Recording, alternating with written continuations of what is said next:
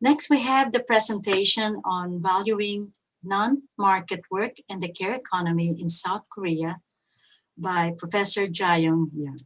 슬라이드가 잘 보이십니까? 발표를 시작하도록 하겠습니다. 제가 오늘 발표할 내용은 비시장 노동의 가치평가와 그리고 한국의 돌봄 경제에 관한 내용입니다. 돌봄 경제라는 말이 코로나19 이후에 한국에서 많이 쓰이고 있습니다. 하지만 시장에서 거래되는 고용된 돌봄 일자리를 언급하는 말로 최근 이해되고 있는 경우가 많습니다. 저는 비시장 영역, 즉 가족과 공동체가 많은 시간을 할애하고 있는 돌봄 노동 또한 돌봄 경제의 한 부분이고 한 경제의 발전과 성장의 함의를 파악할 때 돌봄 노동의 가치를 고려해야 할 필요가 있다는 걸 오늘 발표를 통해서 강조하고 싶습니다. 여성은 항상 일하고 있었죠. 여성의 경제활동 참가 그리고 노동시장 진입을 촉진하자 이런 얘기를 많이 합니다. 하지만 노동시장 참여 이전에도 여성은 항상 일을 했고 전업주부도 일을 하고 있습니다. 유급노동의 시간을 많이 투입하면 그만큼 집에서 가사노동하는 시간이 줄어들죠. 하지만 가사노동하는 시간이 줄어든다고 해서 그 가치가 줄어드는 것은 아닙니다. 줄어든 시간을 보다 효율적으로 활용하기 위해서 청소기, 세척기, 여러 가전제품을 구매하죠. 시간당 생산되는 아웃풋이 산출물이 더 많을 수 있다는 얘기입니다. 여성이 하던 무급 가사노동을 대신 어린이집, 학교, 요양병원, 아이돌봄이 가사관리사 등 돌봄 노동자들이 유급으로 하고 있습니다. 여전히 여성은 집에서 많은 일을 하고 있고 대부분의 선진국에서 추정한 바에 따르면 무급 노동의 경제적 가치는 GDP의 40% 정도. 거기다가 이제 여성이 하는 가사노동의 가치를 더하면 사실 우리가 생산하는 경제에서의 총 생산량은 상당히 크고 상당 부분이 여성이 수행하고 있다라는 것을 의미하는 연구 결과들이 많이 있습니다.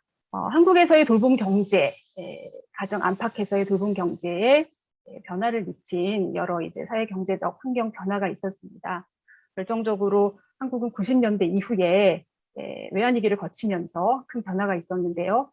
노동시장 유연화 등 전반적인 신자유주의적인 체제 변화는 성별 질서에 큰 함의를 가져다 줬습니다. 생산적 복지, 근로연계 복지라고 하는 개인의 시장경제 참여를 통해서 경제적 독립이 강조되는 것이 주요 경제정책, 사회정책의 기조로 정착이 되었습니다. 노동시장 유연화는 더 이상 남성 생계부양자와 전업주부를 가정의 표준이자 그리고 규범으로 뒷받침하지 못하게 된 상황이었고요. 여성이 시장노동에 참여해야 하는 경제적 필요성, 유급노동을 통해 사회 경제적 권력을 획득하고자 하는 여성의 욕구, 이 모든 것이 2000년대 이후에 가정 안에서 여성이 수행하던 무급 돌봄 노동을 사회화하자라는 큰 이제 정책적 변화를 가져왔습니다. 그 결과 이제 돌봄에 대한 사회적 투자 그리고 이를 가정 양립을 가능하게 하는 보편적 산전의 육아휴직 제도는 어느 선진국 못지않은 수준으로 확대되었습니다. GDP 대비 비중으로 이제 사회복지 지출 비중이 낮긴 하지만 그건 현금 다른 나라에 비해서 현금 지출 비중이 낮은 거고 사실 이 시간에 대한 돌봄을 확대하는 비용은 정부 지출은 다른 어떤 나라보다도 컸다라고 생각을 합니다. 그러한 일 가정 양립 정책이 여성을 노동시장으로 끌어내는 데는 좀 역할을 했지만 이 돌봄 경제, 돌봄 노동의 그 가치를 인정하고 그 비용을 재분배하는 데는 좀 한계가 있었다라고 생각을 합니다. 일가정 양립 정책이 주로 여성을 시장 노동으로 끌어들이는 데 초점을 맞췄고 그리고 돌봄의 어떤 공공성, 그 공적인 역할 그런 거에 초점을 맞추기보다는 여성의 시장 노동 참여 그리고 출산을 전제로 한 사회적 돌봄 그리고 사회적 투자가 정당하다라는 끊임없이 이 논란이 이어져 왔습니다. 여전히 이 맞벌이 중심으로 돌봄을 제공하느냐 아니면 보편적으로 가야 하느냐 나눠져 있는 상태이죠. 특히 이제 재정 건전성과 관련해서 특히 여성의 경제활동 촉진 위해서 사회적 돌봄이 보다 강화되어야 된다는 것이 항상 때때로 그 강력한 지지를 받는 사회적 담론이 되고 있습니다. 가장 문제라고 생각되는 것은 무급 돌봄 노동이 경제적이지도 않고 생산적이지도 않다라는 개념을 강화하지 않았나라는 생각이 듭니다. 가정 내 돌봄의 가치를 인정하고 남녀 그리고 국가, 가정, 시장이 어떻게 유급과 무급 노동, 돌봄 비용을 분담할 것인가 넓은 맥락에서 접근했어야 됐는데 그렇지 이제 못했죠. 그래서 여성이 이중 노동을 감당해야만 했고 시장 영역에서도 사회적 돌봄은 90% 이상 여성이 수행하고 있습니다. 이 표는 비시장 노동에 투입된 시간의 가치를 국제 비교한 표인데 국제기구에서 발간하는 보고서들에서 이렇게 볼 수 있는 전형적인 표인데 이 표도 이제 2008년을 기준으로 작성된 것이긴 하지만 항상 보면 한국은 이 2008년이면 사실 사회적 돌봄이 그다지 확대되지 않아서 가정에서 생산하는 무급 돌봄 노동의 그 산출물이 굉장히 많았던 때인데도 다른 나라에 비하면 굉장히 GDP 대비 적은 비중이다 라는 식으로 이렇게 나와 있습니다. 저는 이런 표를 보면 항상 궁금해요. 이 어떻게 한국의 돌봄 노동의 가치를 평가했길래 다른 나라보다 이렇게 항상 낮은 수준일까?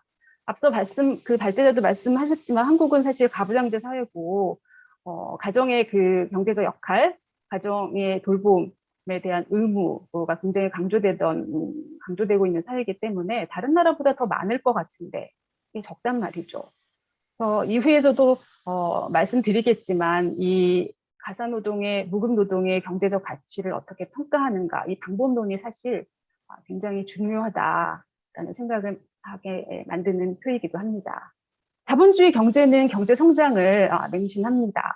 앞서 이제 그 섹션에서도 언급된 내용이긴 한데 경제적으로 잘 산다는 것의 지표를 GDP에만 이제 기준을 두고 있죠. 시장이 곧 경제랑 동일시될 수 없는 것인데 시장 영역에서 돌봄을 제공하면 경제 성장에 도움이 될 것이다 라는 이런 논리를 바탕으로 돌봄에 대한 사회적 투자를 강화해야 된다라는 것이 설득력을 얻게 되는 이러한 그 사회적 담론도 사실 그 경계해야 될 부분이 있지 않을까라는 생각이 듭니다.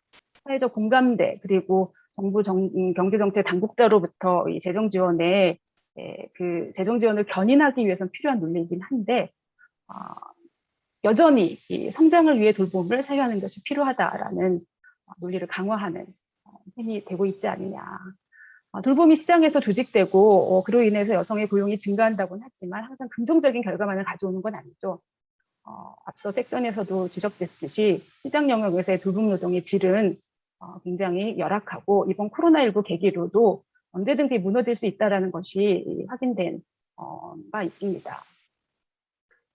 지금 우리가 서 있는 간략히 앞서도 이제 주로 나온 얘기라 간략하게 이제 짚으면 돌봄 노동이 사회화되는 과정에서 그리고 여성들이 노동시장에 많이 나오게 된 결과 시장에 많은 시간을 투입하게 되었지만 돌봄을 위한 시간은 줄었습니다. 그리고 특히 시장 돌봄 서비스 구매력이 없는 취약계층의 돌봄 공백은 채워지지 못한 상태고 시장에서의 노동이 강조되는 와중에 가정에서 여전히 수행해야 되는 돌봄의 불이익은 존재하기 때문에 노동시장에서의 차별은 여전히 그 돌봄을 기반으로 강화되고 있는 상황이죠. 그러한 차별을 피하고자 많은 여성들은 돌봄을 회피하기 위해서 비혼 그리고 비출산을 선택하는 그런 상황이 있지 않을까라는 생각이 듭니다.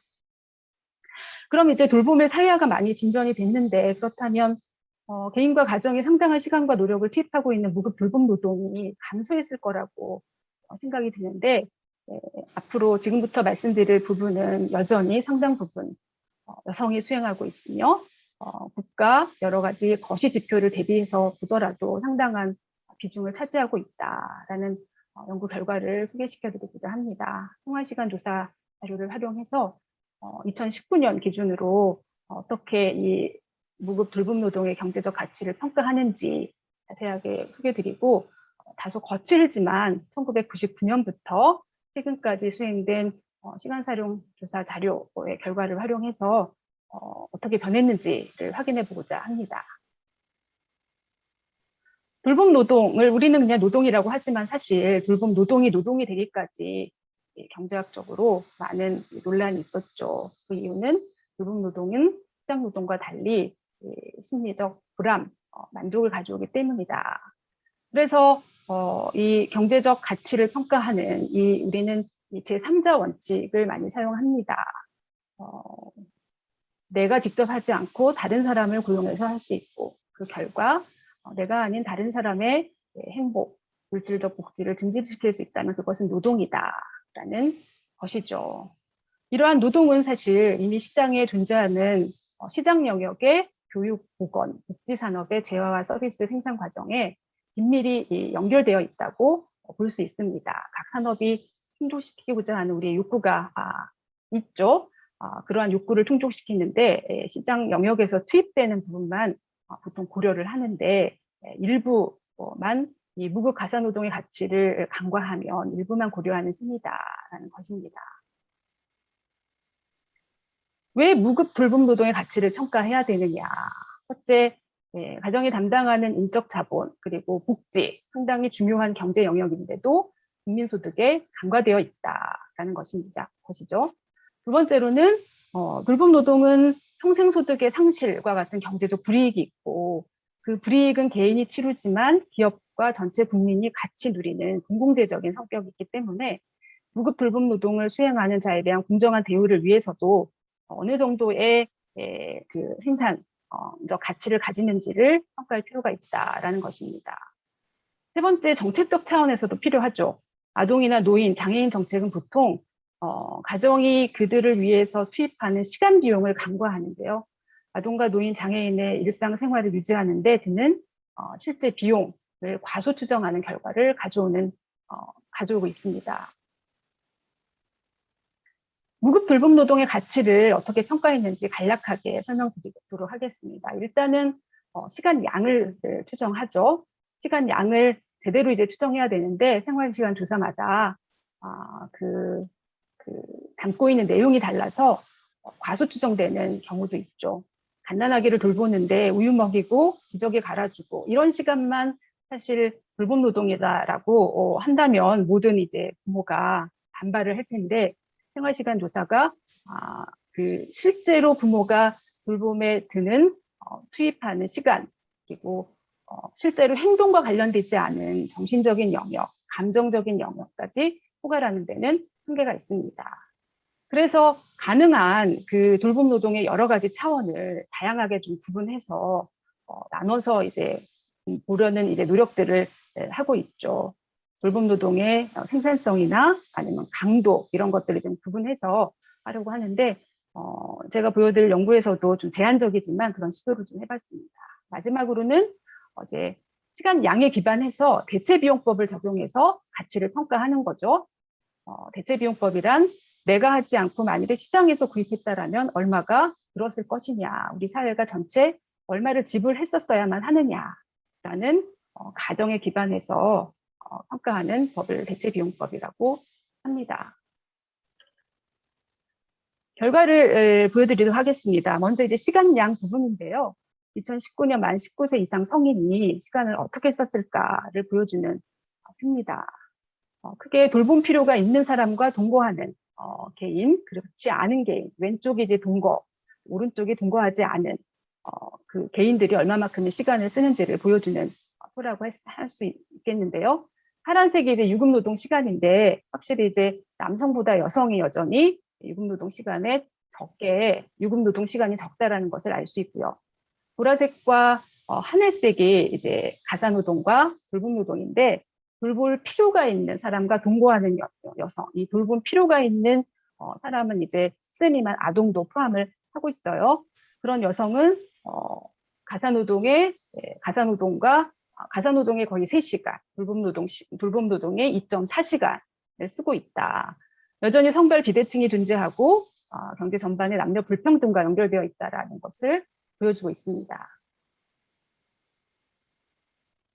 취업 상태에 따라서도 이제 살펴봤는데 18세 이하 자녀랑 함께 거주하는 성인만을 봤는데 남성보다 여성이 여전히 같은 취업 상태에 있다 하더라도 무급 돌봄 노동, 가사 노동에 더 많은 시간을 쓴다라는 것이고요.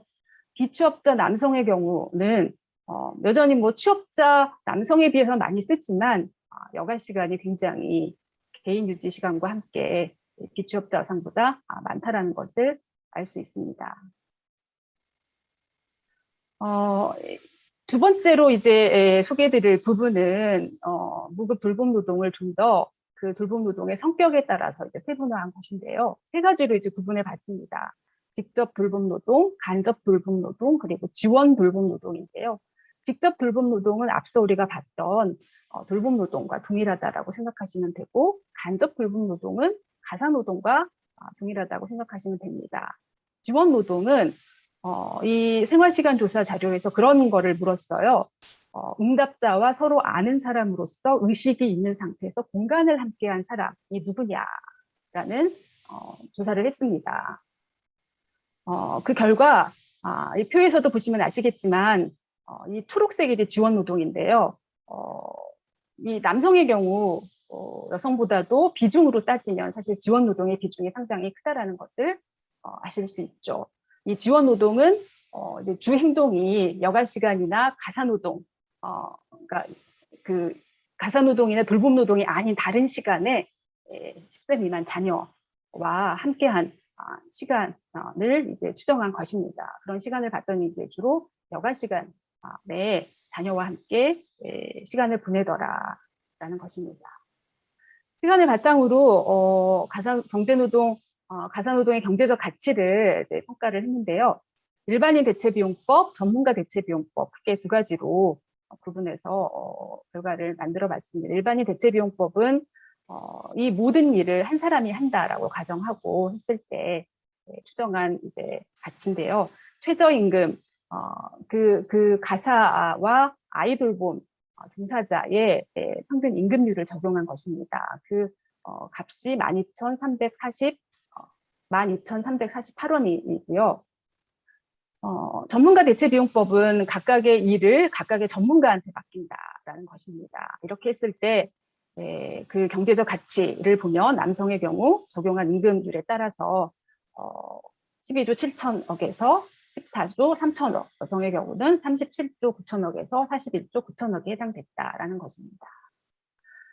가구 형태별로 좀 더 이제 살펴봤는데 그 비취약, 미취약 자녀와 함께 사는 부모의 경우 그들이 생산하는 경제적 가치는 거의 우리나라 대기업 졸업자의 연봉 수준에 육박한다라는 것을 알 수 있는 이 자료를 여기 이 표에 제시해 놨습니다. 이러한 가사노동의 경제적 가치를 이제 거시 지표로 한번 대비해 봤는데요. GDP 대비 4.3%에서 4.9%였고, GDP 국내 총 생산 중에서도 서비스업에 한정해서 좀 대비를 했는데 36.1%, 40% 정도, 그리고 지출로 보면 한 절반 정도에 해당하는 비중을 차지하고 있었습니다. 시계열적으로 살펴보면 왼쪽을 보면 1999년부터 2019년까지 시간량에서는 별로 차이가 없습니다. 하지만 오른쪽에 보면 경제적 가치는 꾸준히 증가해 왔다. 1999년 대비 2019년에 한 3배 정도 여전히 증가하고 있는데 1인당 시간량은 별로 변하지 않았지만 대체임금률이나 인구 수가 증가했기 때문에 경제적 가치는 계속 커졌다. 여전히 무시할 수 없는 수준의 경제적 가치를 가정이 무급 돌봄 노동의 형태로 생산하고 있다라는 것입니다. 그래서 좀 더 이러한 무급 돌봄 노동의 경제적 가치를 산정해야 되는 이유가 여성의 경제 활동 참가만을 위해서가 아니라 좀 더 공평한 무급 돌봄 노동의 분배, 그리고 시장 영역에서의 돌봄 노동 가치의 재고가 필요하고요. 경제 성장을 제대로 경제 성장 과정에서 인간이 제대로 정말 행복하냐, 진정으로 행복하느냐를 평가하기 위해서는 가정 영역에서 일어나는 돌봄 경제에 관심을 가져야 된다. 라는 말씀을 드리고 싶습니다. 이만 마치도록 하겠습니다. 이상 발표를 마치겠습니다. Thank you very much, Jae-young Yoon. You provided compelling arguments for us to why it's important to measure and value unpaid care. And there's still more work to be done to accurately measure it.